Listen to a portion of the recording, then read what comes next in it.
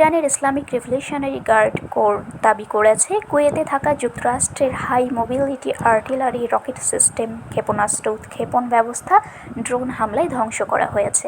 রোববার farce news এজেন্সিতে প্রকাশিত এক বিবৃতিতে আইআরজিসি জানায়, নির্ভুল ড্রোন অভিযানে ওই হিমার্স লঞ্চার ও সেগুলো ক্ষেপণাস্ত্র পড ধ্বংস করা হয়েছে। তাদের দাবি, এগুলো ইরানের দিকে হামলার জন্য প্রস্তুত ছিল। আইআরজিসি আরও দাবি করেছে, ওই হামলায় 3 জন মার্কিন কর্মকর্তা নিহত এবং আরও কয়েকজন আহত হয়েছেন। তবে এ তথ্যের পক্ষে কোনো স্বাধীন প্রমাণ উপস্থাপন করা হয়নি।